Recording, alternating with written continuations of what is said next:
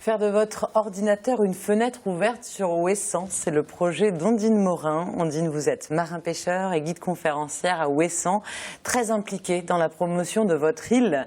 Vous aviez mis en place une webcam en 2014 pour permettre au plus grand nombre de profiter du spectacle de changeant de la mer d'Iroise. Mais cette webcam n'a pas survécu au vent. Racontez-nous un petit peu.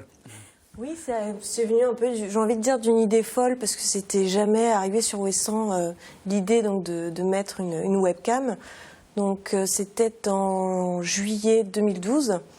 Et voilà, on a commandé, on l'a mis sur la maison des parents, puis on a regardé ce que ça faisait. Et j'en ai profité pour la mettre sur le site Calonessa, donc le site de conférence. Et en fait, ça a eu un succès monstre. Donc beaucoup de gens qui me remerciaient, qui trouvaient ça génial, qui me disaient à Paris qu'avant d'aller au bureau, ils regardaient quel temps il faisait à Ouessant. Et je trouvais ça super sympa parce que voilà, je me rendais compte que nous, ça nous faisait rire. Enfin, parce que j'ai envie de dire, c'est pas notre problème de voir la mer. Oui. Mais à Paris, ça paraît très important de pouvoir avoir un accès comme ça. Et puis aussi, c'était important pour tous ceux qui sont, j'ai envie de dire, exilés de par leur travail, des obligations familiales ou les études. Et je pense que c'est vrai que ça m'aurait vraiment fait du bien lors de mes études secondaires sur le continent, de regarder de temps en temps quel temps il fait à Ouessant. Puis le spectacle de la mer d'Iroise déchaînée pendant les tempêtes. Alors malheureusement, ces tempêtes ont fait un beau spectacle sur la toile, mais elles ont aussi cassé la caméra que vous aviez installée.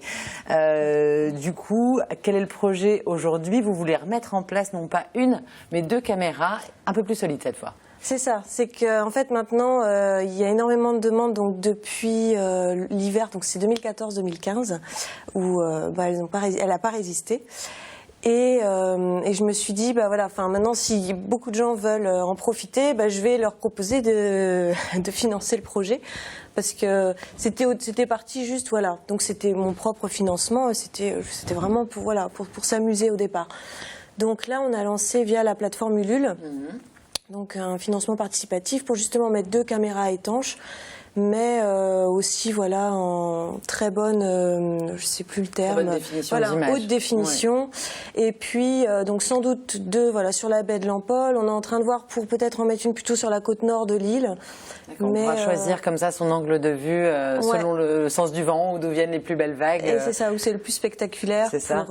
Est-ce que leur accès serait payant sur le site? Absolument pas. Voilà. Donc tout le monde peut participer et puis tout le monde pourra en profiter.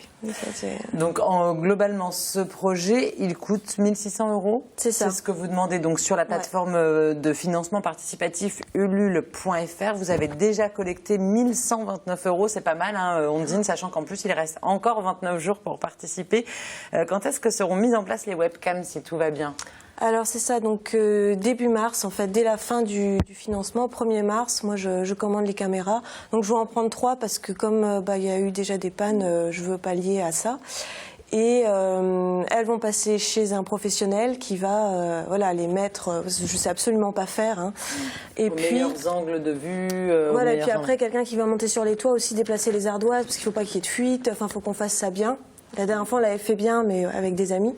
Mais on veut que ce soit vraiment bien mieux et puis qu'on puisse en profiter de jour comme de nuit et puis en toute saison. On a hâte de découvrir ça. Merci beaucoup. Si ce projet vous plaît et que vous voulez y contribuer, rendez-vous sur le site ulule.com. Merci beaucoup.